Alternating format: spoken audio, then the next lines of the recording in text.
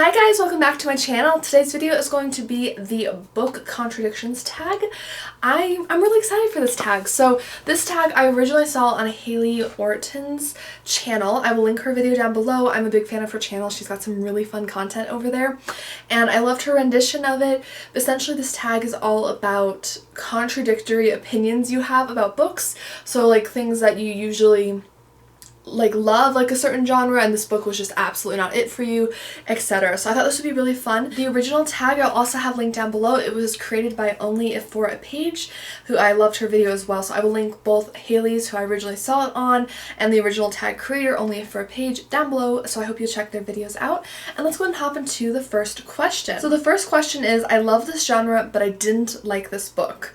And so for me, this was pretty easy. I just recently had a very disappointing read. As you guys know, I love mystery content. That's like the primary genre that I read other than nonfiction is mystery or like historical fiction content.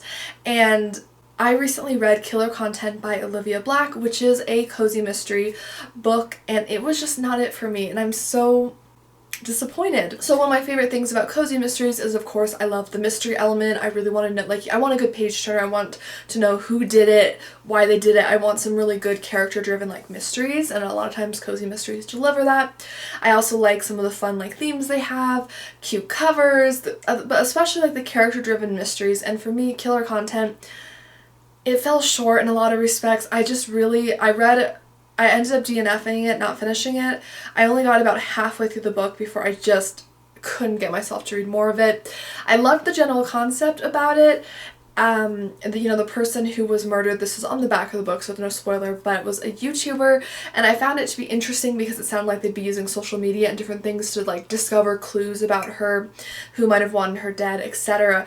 And this book, to me, just tried so hard to be like woke, but like to an excessive extent. Like it got really annoying in my opinion, and it just felt like there was like a corny pop culture social media reference like every other parent. Like it felt so excessive to me. It was overkill, and I just really didn't end up connecting with any of the characters, even though I got like halfway through the book. So that to me is a major downside. And then I felt like the mystery was so, I didn't finish the book, of course, so maybe there was some grand reveal, but it lost my interest. There was a lot of like weird fluff in it that didn't really contribute to anything in my opinion, and I couldn't get through it. So that was a book I recently didn't enjoy. That's in one of my favorite genres, if not my favorite like fiction genre, which is mysteries, cozy mysteries especially.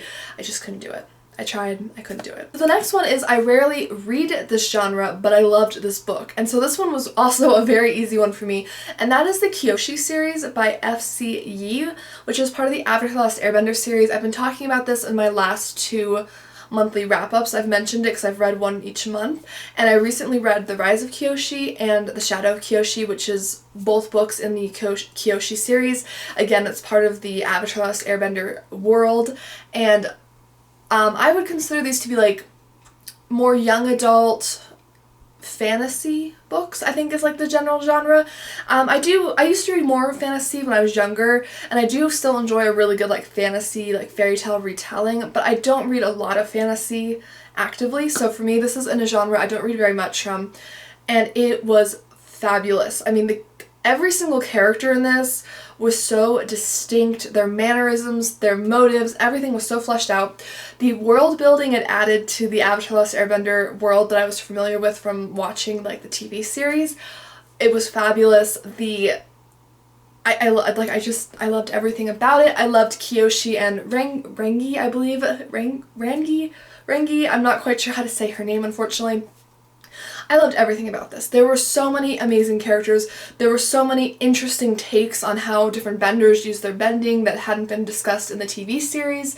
There were so much history and backstory. Like the way that the Avatar: The Last Airbender creators have really built the culture of the different nations is beyond anything in any world, in any series, in anything I've ever read or really watched before. It is so detailed and believable, and just everything is so culturally distinct. It's fabulous. If you haven't watched the TV series or read the books or if you're like, just do it. You won't regret it. If you enjoy this kind of thing, you will love it. It's mind-blowing how good it is. So that was my more recent. I've read this. It's not a typical genre of mine, but I adored it. It was so good. The next one is I love this trope, but I didn't love this book. And so for something that came to mind for me was a Mystery with Recipes series by Isis Crawford. And I specifically read a costumed, like a catered costume party, or I think it was a catered costume party. I'll have the picture on screen.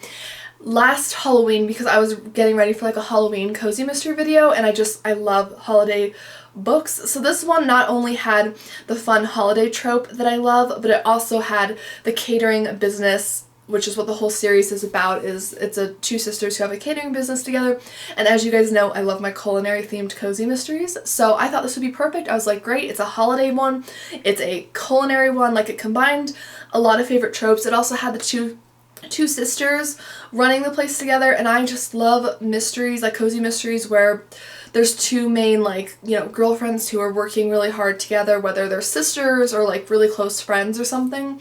I personally love that trope. I love seeing like two awesome, like well fleshed out characters, especially who are women, because a lot of times we don't get that, which is really unfortunate. And I just thought, like, I thought this would be a really great book, but I had to DNF this one as well. The sisters bickered constantly. Now, I've read other books with sisters or best friends, and they bicker, they fight, like, that's realistic. But I mean, you don't even understand, like you're sitting there like, how do these people work together? That's how bad their fighting and bickering was and how immature they were. Like, they couldn't agree on anything, and I was like, how are they running a catering business together? Because, yes, everyone's gonna have disagreements, but like, if you can't compromise with your business partner, then you're really sunk. And the book, I liked the mystery itself was a good premise. I was actually really intrigued by the mystery. The way it was set up was cool. But the characters were just not my cup of tea. The sisters were bickering constantly, which really took down my displeasure. Like, it really like watered down my enjoyment of the book as much as I read of it anyways. So that was a disappointment for me. Normally I love like a holiday culinary cozy mystery. I mean, that's like right up my alley, but I just couldn't make it through this. They were bickering constantly. There was a lot of like unnecessary character drama that I just, like, it was stressing me out and not like a fun way. It was just not very enjoyable, and I found a lot of the other characters were very flat and like very cookie cutter stereotype. I couldn't get through it. The sisters were driving me nuts. Like, I just didn't enjoy it, so that was a real bummer. The next one is I hate this trope, but I loved this book. And so the one that actually popped in my head is, and this might surprise you if you've watched some of my cozy videos before, and that is the Library Lovers Mystery Series by Jenn McKinlay. Now, before anyone says it, no, it's not the fact that it's a bookish cozy mystery, because I love bookish cozy mysteries, like anything book themed, I'm there. But the trope part that got me is there's a love triangle in this, and there is a really long-running, annoying love triangle. I'm still working my way through the series. It's ongoing. I haven't checked out a book in a while, actually. I want to pick up the next one. I'm on book 7, I think. And I think it's been at least 4 books that this love triangle keeps going on, and every time you think, oh, it's finally wrapped up, it's not wrapped up, and it's driving me crazy. I've mentioned it before on my channel, and a bunch of you who've read the series have also commented saying how annoyed you are by the triangle.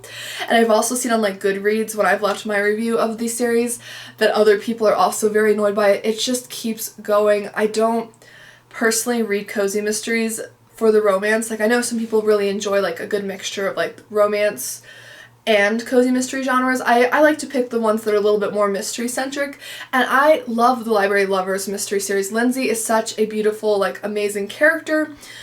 The people in this series are great. The library setting is amazing. The mysteries are stellar. I love everything else about this series, but the love triangle drives me crazy. It drives me crazy. I will continue to read it.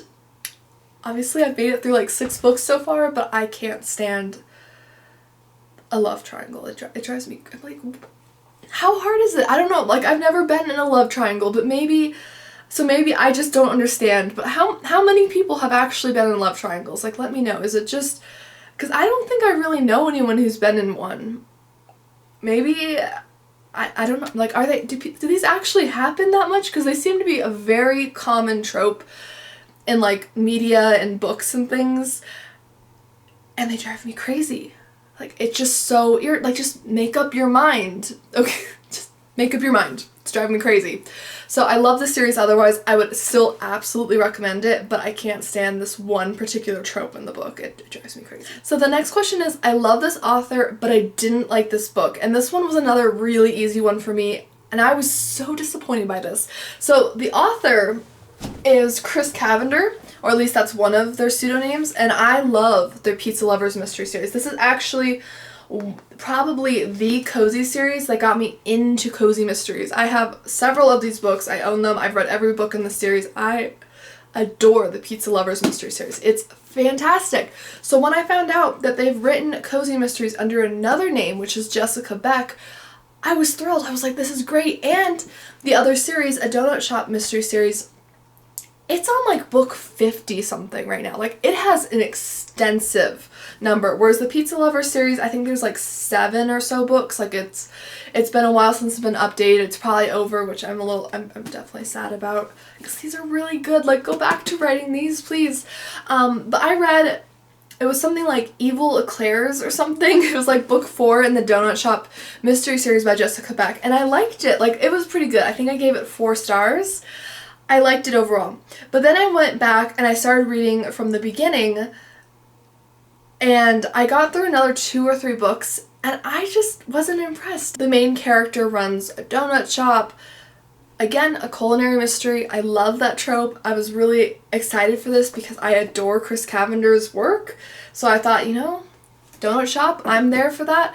But the character just felt very over the, like, unbelievably over the top. Like, she did not feel realistic to me at all.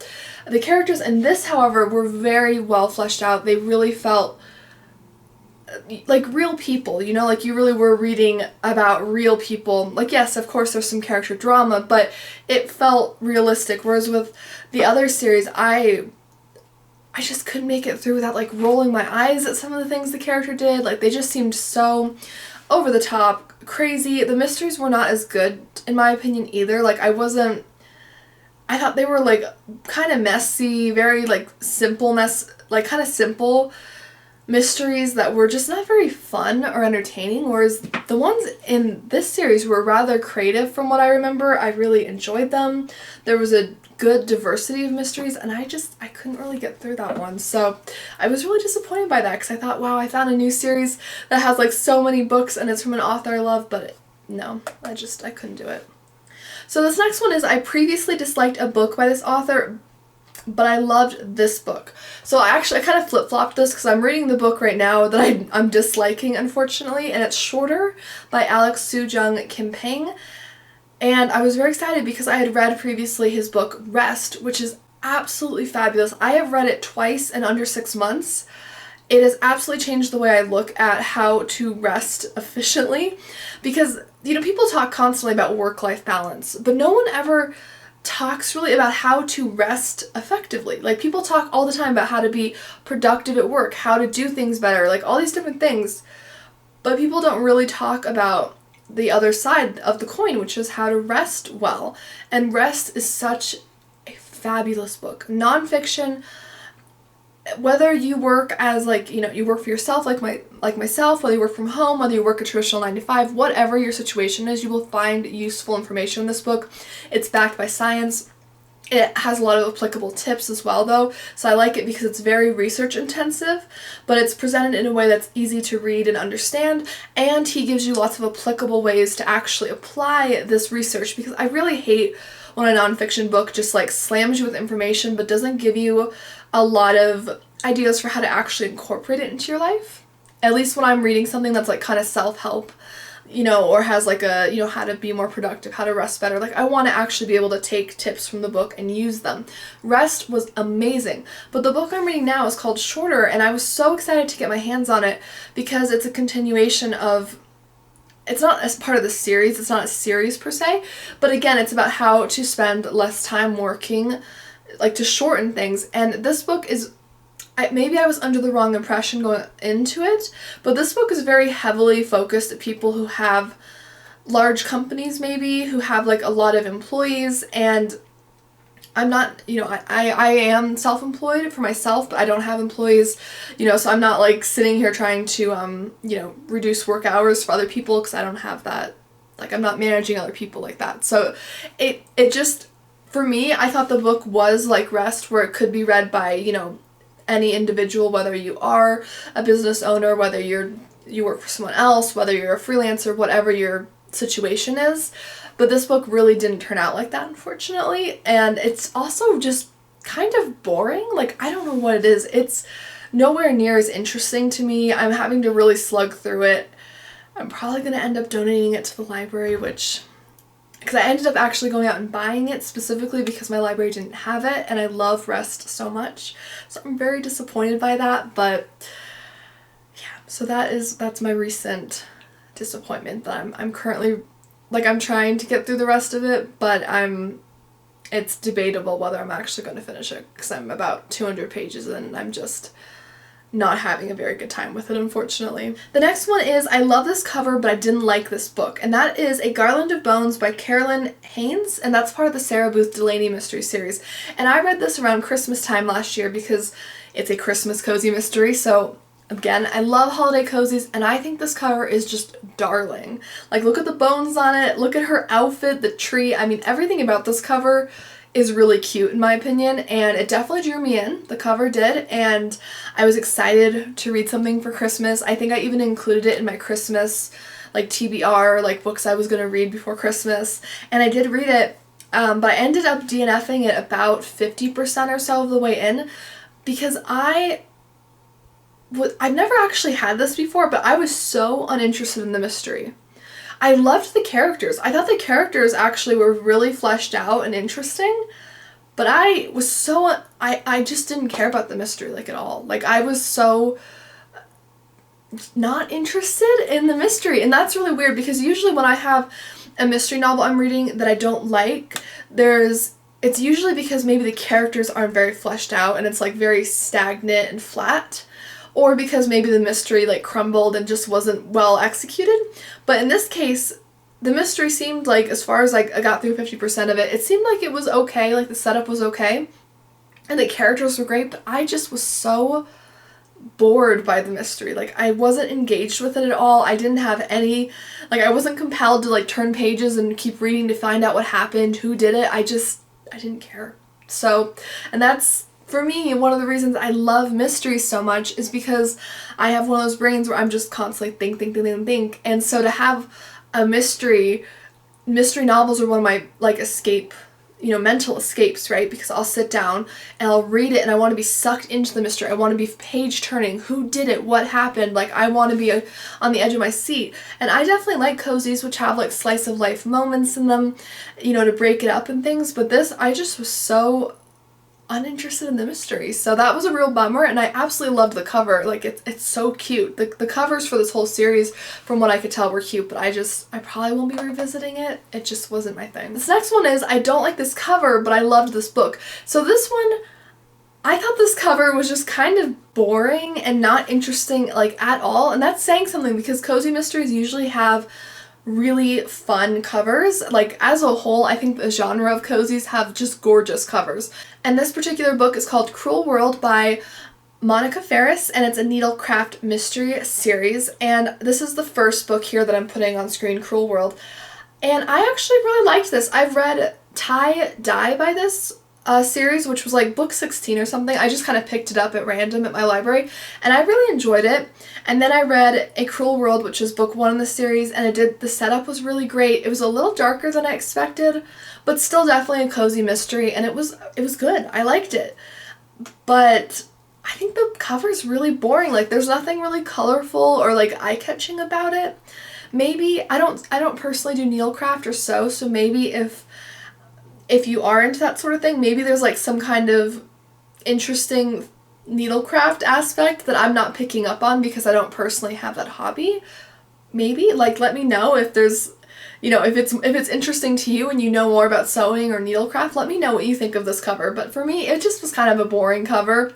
I liked the tie-dye one much more. I'll pop that on screen. I thought that cover, which is the one I originally picked up on kind of a whim, I thought that one was more interesting. It still has more dull colors than a lot of cozy mystery covers, but I thought it looked really beautiful, had like a really intricate design, but the first book cover absolutely didn't draw me in. Like if I'd seen that before reading the first one, I probably wouldn't have picked it up just based on the cover.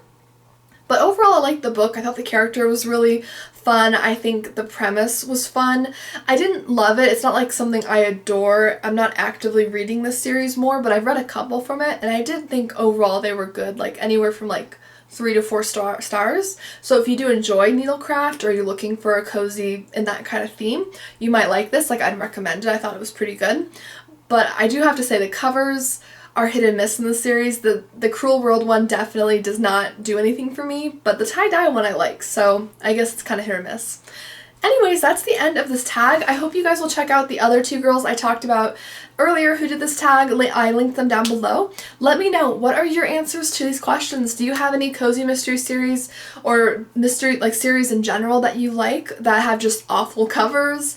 Or have you read one recently that had like the most stunning cover ever and you just didn't like it at all? Let me know down below in the comments, and don't forget to like and subscribe. I do upload mystery content every single week, so you don't want to miss out, and I'll see you guys in my next one. Bye!